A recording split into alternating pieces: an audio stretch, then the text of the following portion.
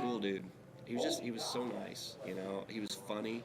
God, I mean, I never laugh so hard as I do with Matt. You know, Very gentle. He was a very gentle person. I never heard bad things come out of Matt. Oh, that he could get along with anybody, make anybody laugh. If Matt was your buddy, Matt was your buddy, and he was 100% loyal to you no matter what. He just never said anything bad about anybody. He was nice. Not only a lot of fun, hilarious, fun to hang out with, but he was more than that. I mean, he was the kind of friend who sincerely cared about you. I mean, he was. It's hard to find a friend like that. I would say Matt was one of the guys who was a natural born leader. He had the ability to influence a lot of people. He was kind of like a magnet. People were drawn to him. Very charismatic. Matt and I met in 3rd grade, and it's kind of an interesting story because somehow we got into a fight. We didn't really know each other then. I was kind of making fun of him. He sat on he had this little area rug, and he kind of sat around the edge, and he was all upset with me about something. So he kind of sat down on his area rug, and he kind of put his heads down in his fists and was kind of sitting with his legs crossed. And I stood over the top of him, and I was saying some more stuff to him he didn't like, and so he punched me in my balls. I actually probably met him on the school bus when we went from Air Park to Goodrich Junior High. Actually, I got on the bus, I remember that. Got on the bus and there was nowhere else to sit, so I had to sit by him. I met Matt. He was a senior in high school at the time, but I didn't know. I seen him in the halls, but I never talked to him prior to that. I took a class from Southeast Community College on audio recording because I was in music and everything, so I thought it was kind of interesting to learn. And I took the class, and one of the projects I had to do was record a band. They brought Top Roxy in as my project, and that's where I met Matt, through that project. Well, I was walking down the hall in Lincoln High, and Matt, you couldn't miss him. He was probably 6 foot something easily, and walking down the hall with some other guys, and he points right at me, and he goes, "You," and I was like, "Hey," he goes, "You're the ones recording us," and that's how we started talking.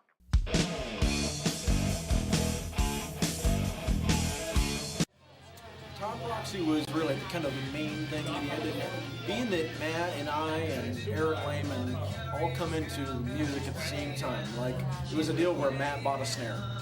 And his older brother, my age, Mike, or Jamie, and some of my friends also, they had gotten instruments, but they had started learning how to play before any of us had. And so they were all starting to learn how to play and getting kind of good, and right away Matt, he had a snare, and that's all he had. And then Eric, one of the other guys in the band, who was to become one of the singers, or the singer, he had bought a guitar from Sears. And so I was like, I'm going to buy a guitar. Let's all learn how to play. Let's be in a band together. And it was just like, we're all friends. We all like to hang out. We all like to do this. But hey, this would be cool. Let's all be in a band together. So Matt had just had the snare. But then he went out, I think, to a garage sale. And that's where he found his first, probably about a 5-piece drum set. And that's kind of where it started. I mean, that's kind of where it took off. And his mom was nice enough to let us go in their garage and make all kinds of racket. And thankful for her, but make all kinds of racket. We'd practice and make noise. And we got 4 songs together, and we played a talent show. We only knew 4 songs. We played a talent show and won like a 2nd or 3rd place trophy at it. We only knew those 4 songs we played, but that was kind of how we got our start. The moment I can remember is we were recording back then with a tape, I guess, recording studio, and we wanted to have a toilet flush at the end of the tape, and so they had our singer was in there and act like he's zipping up his pants, hear the zipper on the recording, and then Matt gave this laugh at the end of it, and it just was funny just the way it turned out, and we were just all rolling.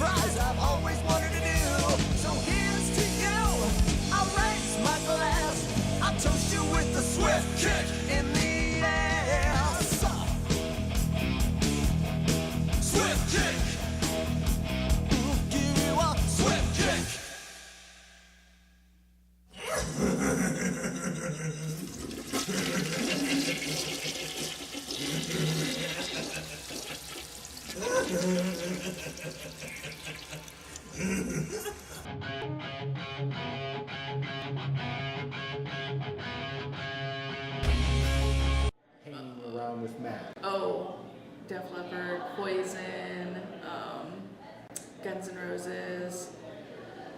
When we were living in that house, one of the things that stands out to me is we're all living together, and Queensryche was kind of a soundtrack for that house, and then so was Metallica also. So during that time, that seemed to be, when I hear that music, it takes me right back to that place. It takes me back where we were, the smells, the feelings, everything. So yeah, a lot of kinds of music, but probably especially that. You know, there was a lot of talk about bands like Saigon Kick and Shotgun Messiah and stuff like that. I think we all kind of like that same genre. So I was always a Crue head. I always liked Motley Crue. He loved Motley Crue, but then he got into like Scott Rockenfield. He really liked Queensryche. But a favorite that we all loved was Extreme, the second record, Extreme 2 Pornography. We play that thing, and Queensryche, Operation Mindcrime. Those two were particular ones that he and I both really liked. He had other stuff that he was into that I wasn't so much, like Rage Against the Machine. And he liked some of the hair stuff. He liked Dawkins, and he liked, Motley Crue. I liked the first Motley record, and I kind of tapered off after that. I was probably kind of a strange kid. I was into, I don't know, top 40 or something like that, and Matt's like, what are you listening to this shit for? And before school, you'd probably call it a latchkey kid now, but my parents worked full time, so they'd leave, and then Matt lived a couple blocks over, and my house was on the way to school, so he would stop over. Hey, listen to this, and he brought Quiet Riot, Come On Feel the Noise, and I think Motley Crue shot at the double on the old vinyl. We played that, and I was like, what the hell is this? And kind of opened me, made me more open to different types of music and styles, and then you got bit by the heavy metal bug. And oh gosh, the big thing was obviously the Motley Crue. I always felt that was kind of the front and center, but there was Stone Temple Pilots, Rage Against the Machine. We played in a one-off band. It was 2 weeks, 2 shows.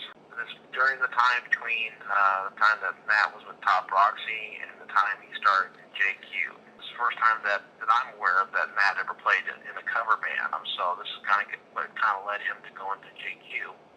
The band was called Wet Medicine. It was me, Matt, Tim Decker from the band Decker, his brother Mike or Jamie, who little factoid, it was the only time those two ever played together in a band. And Greg Turner, who's also in Sucker Punch now. Monkey Business from Skid Row just came out. Enter Sandman just came out from Metallica. And we played both of those songs, but Monkey Business was so cool because it had that Dryden cowbell in there. It had that double kick bass going, and that was phenomenal with the double kick bass. I mean, I don't want to say idolized Tommy Lee, but he picked up a lot of Tommy Lee's style with that double kick bass. He would used to be able to sit there, and he just used to crack me up. We get together, and he'd stay over at my house or something like that, and we'd sit there and watch TV, and he could sit there, perfect time, with his shoes off, socks off, between his big toe and his toe next to it, and do rolls with his toe, like perfect time, like he's playing drums. I had never seen anybody do that before. I met Matt when I answered an ad in the paper, a rock band looking for guitarists. And when I got there, there's just Rob, the other guitar player, and Matt, no bass player. And so I go, you guys have a bass player? Yeah, he's in jail. What? Yeah, he's in jail right now. He had some child support issues, and his ex threw him in jail or something. And I'm like, well, it seems to me that you guys should be auditioning bass players. And Rob was an excellent guitar player. He could have done it by himself, but he felt they needed the other guitarist. So they auditioned me, and then eventually John got out of jail, and we all played together.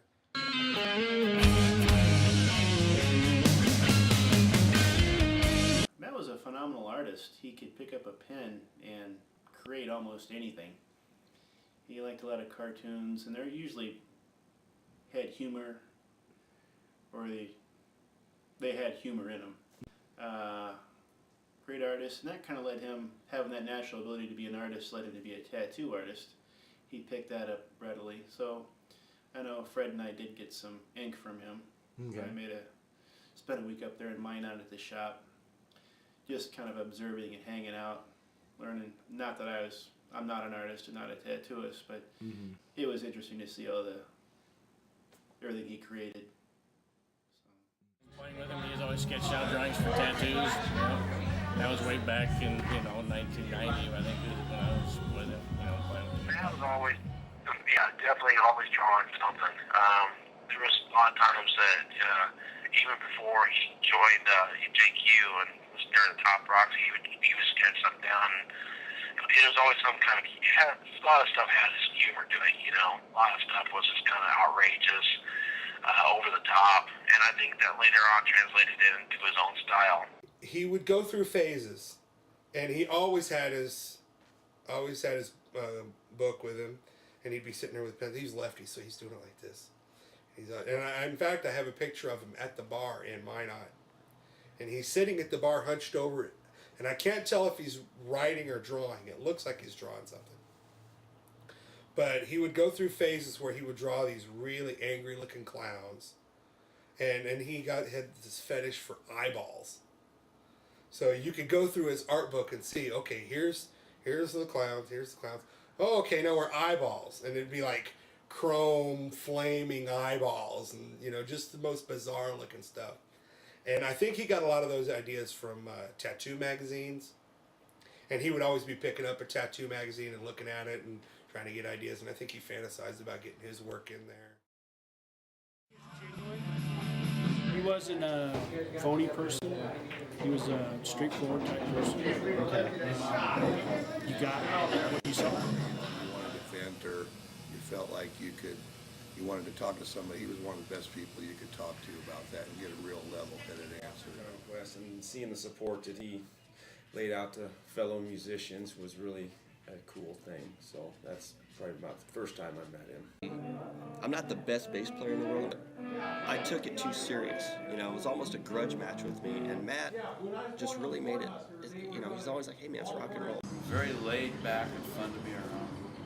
He wasn't one of those high stress people. He was pretty just kind of let it flow. It's just Matt. I don't know how to explain him. He was sweet. He was nice. And I know if he was alive now and he heard somebody tell him he was sweet, he'd probably say, "No, I wasn't." Matt was not afraid to let himself be. He'd like to be funny, and he'd like to be silly or goofy or whatever. He didn't care how he looked. He was going to do it. He was going to have fun, and he didn't care how he looked. And I think that probably did have an effect on me in my life, because I went, look, if Matt, this big tough guy, can just be goofy and not worry about what anybody else thinks and that, then certainly I can too. Matt called and said, "Hey, listen to this." I goes tink, tink, tink, tink, tink, and then wow. I go, "What the hell is that?" And he said, "They got a Harley, dude." And I was like, we always talk about getting motorcycles and Harley Davidsons in particular, and he's like, "When are you gonna get yours?" And I'm like, "Oh, I can't afford that. It's like I got X, Y, and Z going on." And he says, "You just gotta take the Harley Davidson plunge." He says, "If you have that attitude, you'll never get one." So when he came back he flew in from Minot. We picked him up at the airport. We stopped by, in Omaha, we stopped by the dealership up there. And I think, I put a down payment on a credit. I didn't have a job yet, so I put the down payment on a credit card. And it wasn't too long after that, my first job after graduating college was working at Shoemakers, washing dishes to pay for it. Maybe being spontaneous and living life to the fullest, and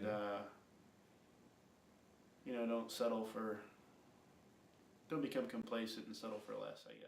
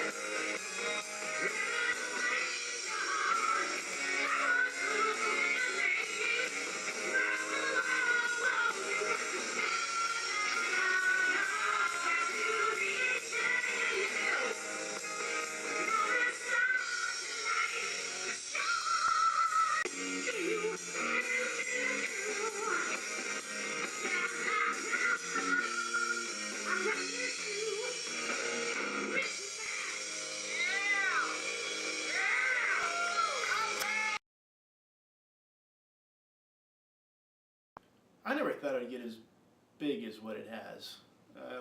Originally, we just kind of wanted a big send-off. We talked about having, it'd be nice if somebody would put together a tribute show. And we kind of talked about that. Well, when's someone going to do a tribute show? And so Fred and I finally said, well, maybe we could pull this off. And at least just have a good send-off, maybe a one-time event. You know, just kind of just bring people together, talk about Matt, the good times, and kind of like a reunion. And we figured, well, if we're going to do that, we might as well have a charity or have a benefit to go along with it. We kind of researched a few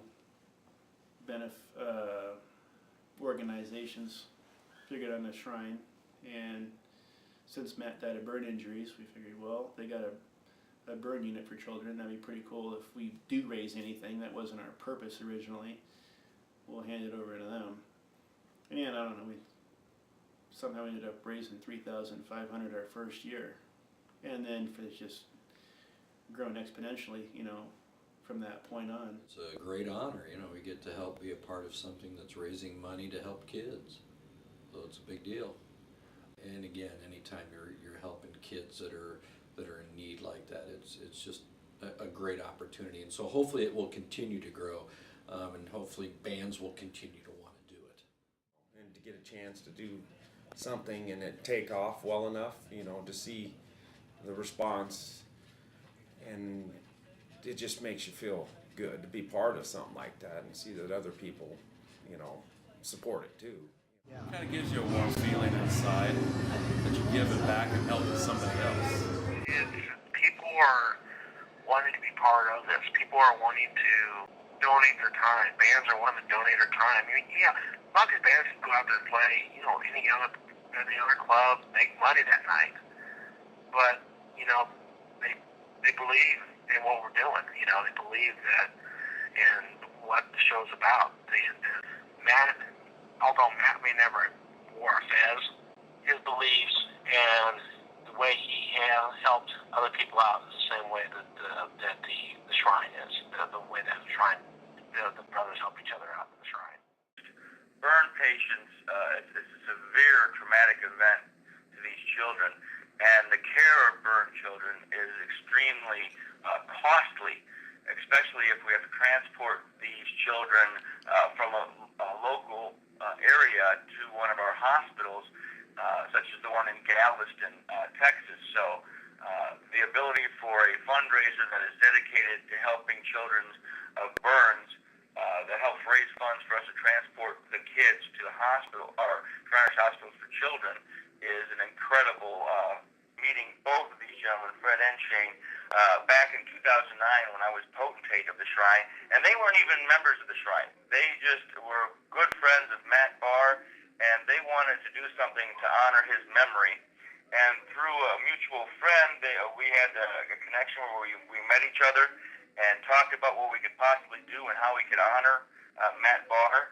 And just through what we were talking about and the progression of this fundraiser, they came to see what Shriners do for children, and they were so moved by what we do that they wanted wanted to become members, and that's just an awesome feeling that you see people that are interested in helping children. They see what we do, they want to become part of it.